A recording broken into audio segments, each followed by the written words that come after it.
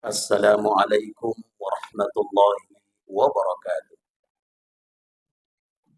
Alhamdulillah, alhamdulillahilladzi nasta'inuhu wa nastaghfiruh wa na'udzu bihi min shururi anfusina wa min sayyiati a'malina may yahdihillahu fala mudilla lahu wa may yudlilhu fala hadiya lahu. Asyhadu an la ilaha illallah wahdahu la syarika lah wa asyhadu anna sayyidana Muhammadan abduhu wa rasuluhu la nabiyya ba'da. Allahumma salli wa sallim wa barik ala sayyidina Muhammadin wa ala alihi wa sahbihi ajma'in, amma ba'du. Faya ayyuhal mu'minuna rahimakumullah, ittaqullaha haqqa tuqatih wa la tamutunna illa wa antum muslimun. Saudara-saudaraku jamaah salat Jumat yang dimuliakan Allah Subhanahu wa taala. Pertama-tama khatib mengajak wabil khusus pada pribadi khatib sendiri umumnya kepada jamaah sekalian, mari sama-sama kita meningkatkan takwa kita kepada Allah Subhanahu wa taala. Takwa dalam arti menjalankan perintahnya, menjauhi larangannya. Dengan takwa kita bisa mendapatkan jaminan masuk ke dalam surganya Allah Subhanahu wa taala. Hadirin rahimakumullah.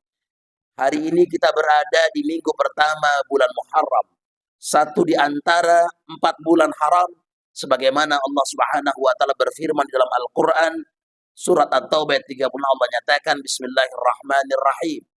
Inna iddatas syuhuri 'indallahi 12 syahran fi kitabillah yauma khalaqas samawati wal ard minha arba'atun hurum. Hadirin rahimakumullah, jumlah bilangan. Sesungguhnya bilangan dalam 1 tahun di sisi Allah itu berjumlah 12 bulan. Ketika Allah menciptakan langit dan bumi, di antara 12 bulan itu terdapat 4 bulan yang haram. Begitu kata Allah dalam surat At-Taubah 36. Apa maksudnya bulan haram, hadirin? Bulan haram itu adalah bulan yang sangat mulia, bulan yang sangat istimewa, bulan yang saking mulianya dan saking istimewanya Rasulullah SAW menyebut bulan Muharram sebagai syahrullah, bulannya Allah. Saudaraku, kenapa bulan ini disebut dengan syahrullah? Kata para ulama mengatakan bahwa Allah Subhanahu wa taala menamai bulan ini dengan nama bulan syahrullah, yaitu bulannya Allah, syahrullahil muharram. Karena pada bulan ini Allah langsung yang menamai bulan ini. Beda dengan 11 bulan yang lain, dan itu sudah ada namanya sejak zaman jahiliyah. Pada bulan dulu sebelum Allah menamakan bulan ini bulan Muharram, bulan ini dinamakan Safar Awal. Kemudian dirubah oleh Allah dengan nama Syahrullahil Muharram. Saudaraku yang dirahmati Allah Subhanahu wa taala, kalau segala sesuatu yang disandarkan kepada Allah pasti itu akan menjadi istimewa. Contohnya lafaz baitun. Baitun itu dalam jumlah nakirah, yaitu artinya rumah. Rumah siapa saja. Tapi ketika sudah disandarkan kepada Allah, Baitullah, maka akan menjadi sangat istimewa. Dialah Ka'bah Baitullah di Makkah. Dan semua hati-hati manusia condong berangkat ke sana. Baik berjalan kaki maupun berkendaraan. Semuanya mereka ingin menuju Baitullah. Karena rumah itu adalah rumah yang sangat istimewa bagi Allah Subhanahu wa taala. Begitu juga ketika bulan ini disandarkan kepada Allah, maka sangat istimewa. Mengapa sangat istimewa? Karena bulan Muharram ini adalah bulan yang diharamkan perbuatan zalim. Kalau seseorang berbuat zalim di bulan ini, maka dosanya akan dilipat gandakan. Hadirin rahimakumullah. Begitu juga ketika seseorang berbuat baik di bulan ini, maka pahalanya akan dilipat gandakan. Oleh karena itu, bagi kita umat Islam, mari sama-sama kita hidupkan bulan Muharram ini. Banyak kita berbuat baik. Kita sholat malam, sholat wajibnya selalu di awal waktu. Kita sholat sunnah, puasa sunnah, sedekah, menyantuni anak yatim, memberi makan kepada fuqara dan masakin, mencari nafkah untuk keluarga kita, kemudian memuliakan tetangga kita, menjamu tamu-tamu kita, mencari ilmu di bulan Muharram, dan semua yang kebaikan-kebaikan itu pahalanya akan dilipat gandakan. Saudara, di dalam tafsir Jalalain dijelaskan bahwa pada bulan ini, bulan Muharram ini, itu apabila seseorang menzalimi dirinya sendiri, maka dilarang oleh Allah. Fala tadlimu fihinna anfusakum.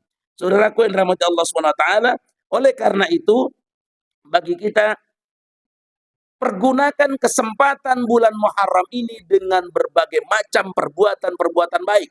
Di saat orang semua lalai dengan bulan ini, kita beribadah di bulan ini. Nabi katakan, al-ibadatu fil haraj kal hijrati ilayya.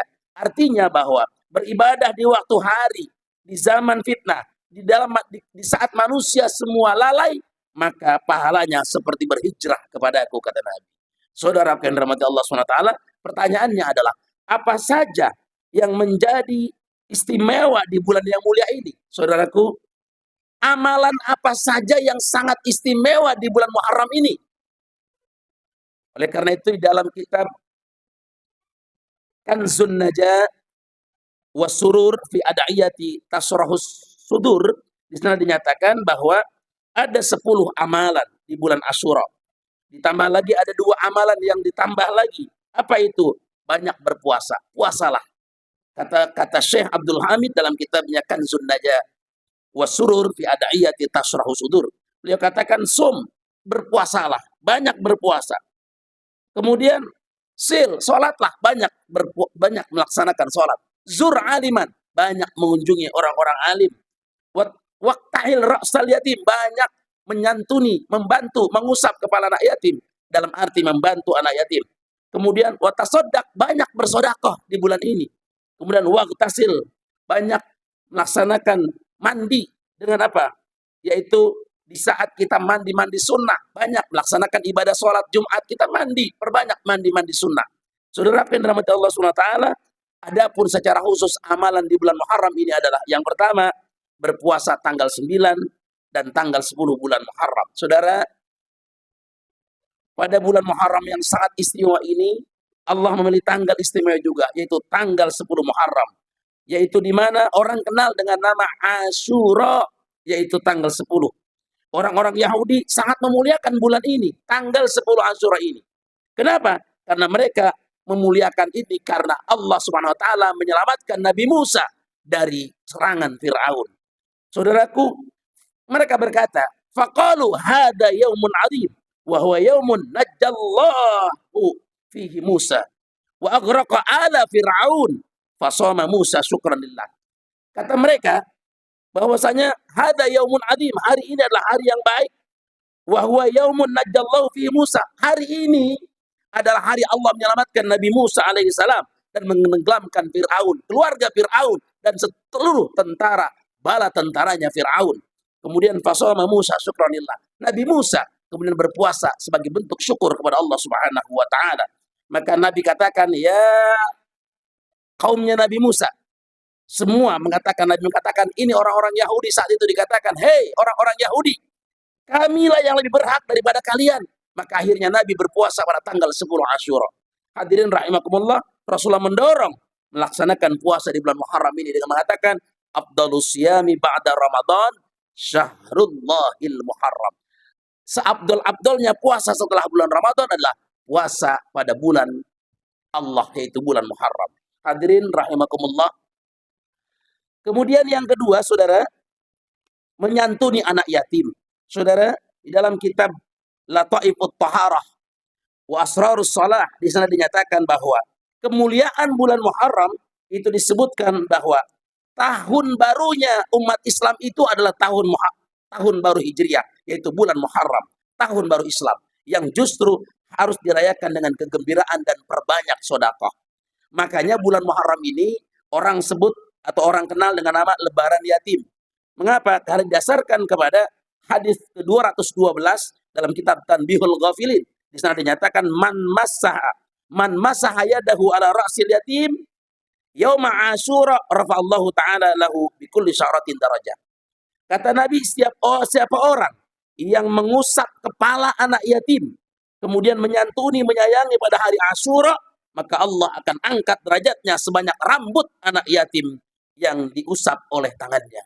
Saudaraku yang dirahmati Allah SWT, di dalam kitab Tanbihul Ghafilin, Abu Lais As-Samarqandi, di sana dinyatakan bahwa mengusap kepala anak yatim itu, maka diangkat derajatnya. Satu rambut diangkat 1 derajat. Bagaimana kalau kita usap beratus-ratus rambut kepala anak yatim dengan menyantuninya? Maka Allah kasih pahala yang sangat besar bagi kita semuanya. Begitu juga dalam kitab Tanbihul Ghafilin karya Abu Bakar bin Utsman bin Muhammad Syatq Ad-Dimyati. Di sana dinyatakan bahwa bulan Muharram itu adalah bulan di mana kita harus banyak mengusap kepala anak yatim. Berbuat baik kepada anak yatim itu adalah ganjarannya sangat besar dan pahalanya adalah surganya Allah Subhanahu wa taala. Oleh karena itu hadirin yang dimuliakan Allah, Dr. Ahsin Sakha Muhammad menyebut kata yatim dalam Al-Qur'an sebanyak 22 kata, di mana ada 9 dalam bentuk mufrad dan dalam bentuk jama adalah 13 kali. Jadi jumlahnya 22 kali. Di sana dinyatakan bahwa konteks anak-anak yatim itu adalah mereka yang harus dilindungi, mereka yang harus diperlukan secara fisiknya, mentalnya harus kita bina agar mereka semuanya bisa menjadi manusia-manusia yang berbahagia dan masa depannya cerah. Hadirin rahimakumullah. Lalu Allah Subhanahu wa taala merintahkan kepada kita, muliakan anak-anak yatim. Kalla balla tukrimunal yatim, sekali-kali tidak. Bahkan kamu tidak memuliakan anak yatim. Dalam Al-Qur'an surah Al-Fajr ayat 17 di sana dinyatakan. Bagaimana cara kita memuliakan anak yatim, Saudara? Cara kita memuliakan anak yatim adalah dengan cara kita menyantuninya, mendidiknya, memberikan makanan kepadanya, membiayai sekolahnya, menolong mereka jika mereka mendapati kesusahan. Sebagaimana saat ini tersebar anak-anak yatim kita di Palestina, Saudara. Anak-anak kita di Palestina saat ini mereka kehilangan orang tua, bahkan tidak sedikit mereka yang gugur.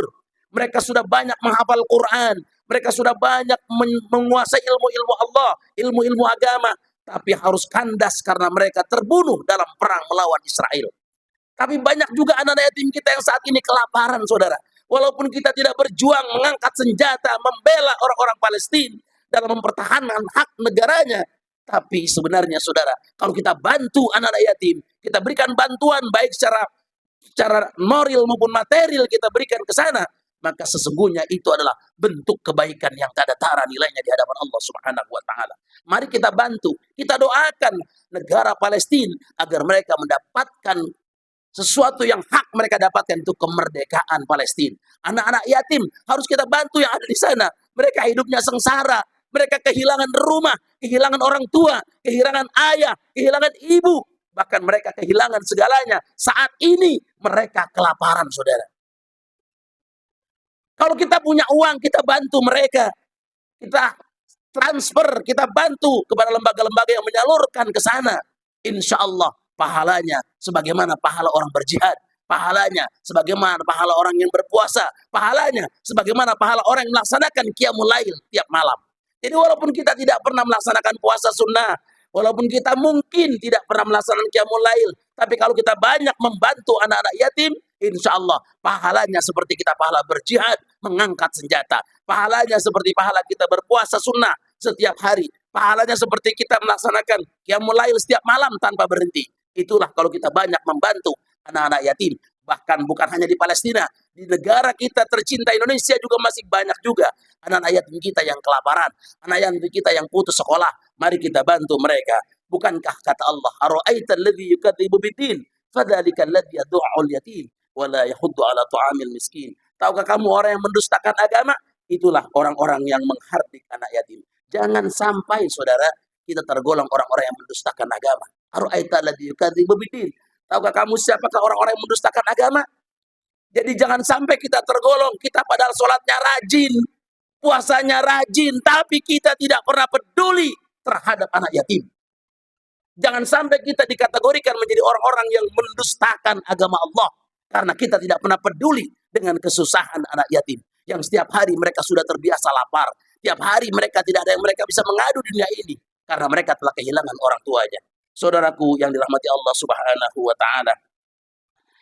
Kemudian apa janji Allah kepada manusia yang berbuat baik kepada anak yatim, yang peduli kepada anak yatim? Ada 3, Saudara. Yang pertama, kita akan dimasukkan dalam golongan al-abrar. Dalam ayat Al-Qur'an dinyatakan innal abrara yashrabuna min ka'sin kana mizajuha kafura. Orang-orang yang berbuat kebaikan itu akan minum khamar dari gelas yang dicampur dengan air kafur.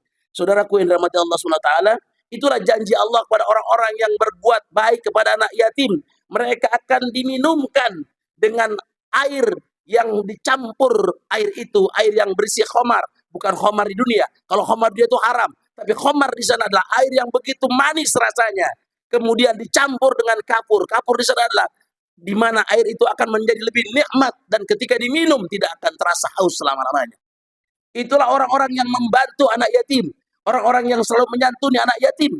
Ketika mereka nanti kelak akan diperlakukan Allah SWT, diberikan gelar menjadi al-abrar, orang-orang yang berbuat baik selalu kepada anak yatim. Siapa mereka? Wa yut'imuna at-ta'am ala hubbihi miskinan wa yatiman wa asira. Mereka memberikan makanan yang disukainya kepada orang miskin, anak yatim, dan tawanan-tawanan. Saudaraku yang dirahmati Allah SWT, yang kedua, orang yang berbuat baik pada anak yatim adalah hatinya akan dilembutkan Allah Subhanahu wa taala dan urusannya akan dimudahkan Allah. Saudara, dalam hadis saya jelaskan, ada seorang laki-laki datang kepada Nabi, "Ya Rasulullah, kenapa aku sudah sholat, aku sudah puasa sunnah, tapi hatiku masih saja keras. Bagaimana cara menghilangkannya ya Rasul?" Maka kata Nabi, "Irhamil yatim, sayangilah anak yatim." Disuruh menyantuni anak yatim, mengasihi anak yatim, banyak mengusap kepala anak yatim, bukan mengusap saja, tapi tidak membantu anak yatim, tapi mengusap kepala anak yatim menandakan bahwa dia peduli dan membantu anak yatim.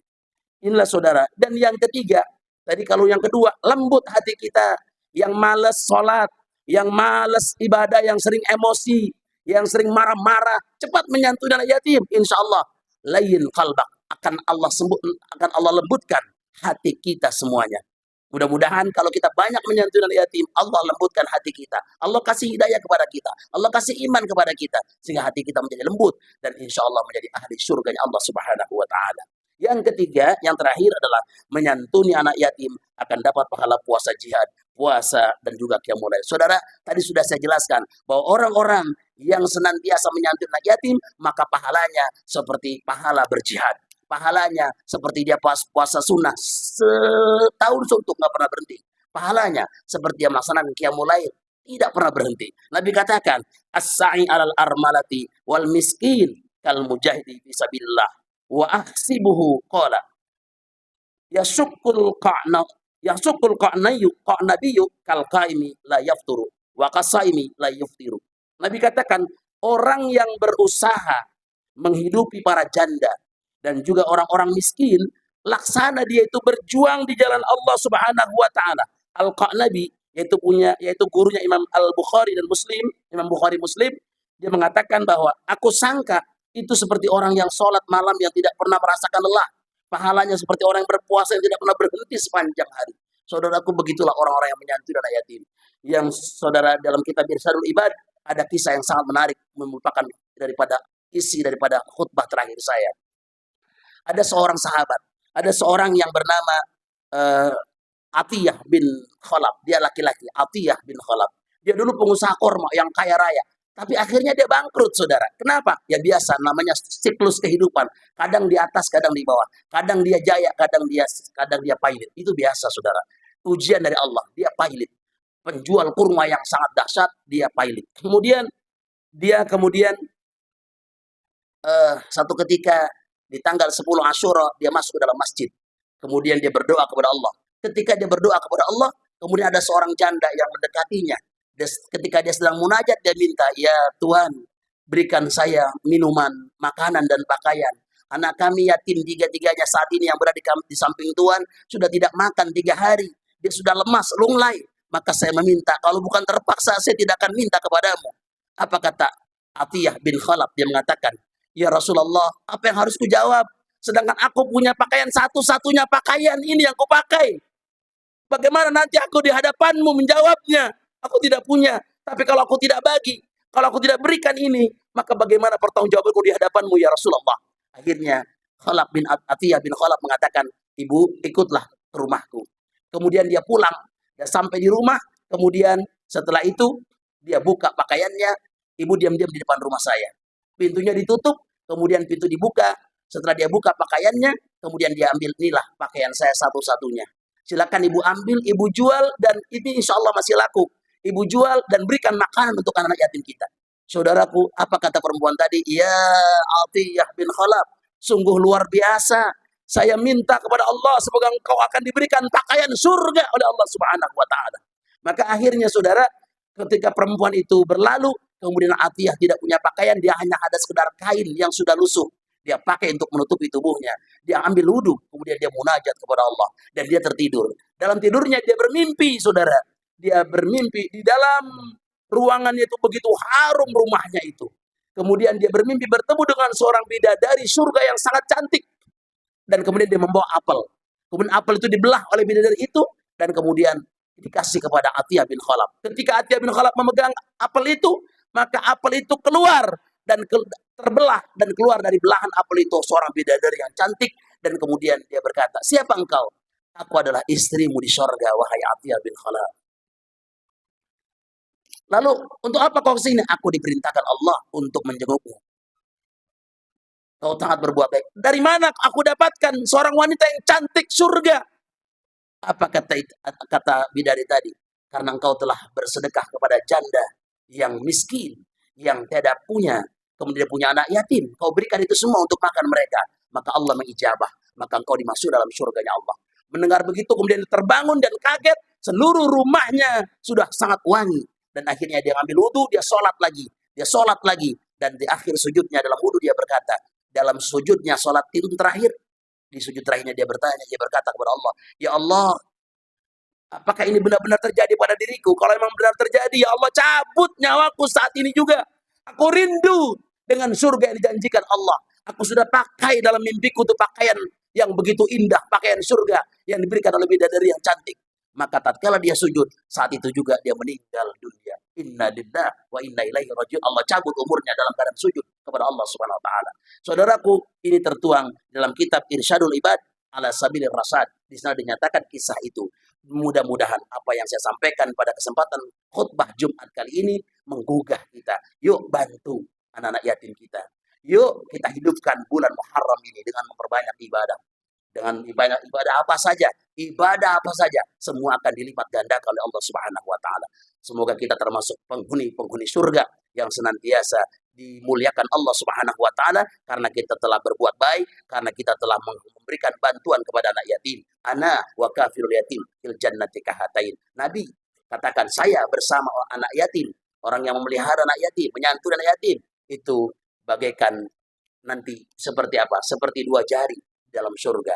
Itu wa'asyara bil wusta wa'asyara bis sababah wal wusta. Nabi sambil memperingatkan, mengisyaratkan dengan dua telunjuk dan jari manisnya.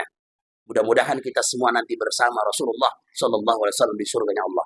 Amin amin ya Allah ya rabbal alamin. Barakallahu li wa lakum bil Qur'anil Karim wa nafa'ani wa iyyakum bima fihi minal ayati wa dzikril hakim wa taqabbala minni wa minkum tilawatahu innahu huwas samiul alim. Aqulu qawli hadza fastaghfiruhu innahu huwal ghafurur rahim. Allah صل وسلم على سيدنا محمد وعلى آل سيدنا محمد.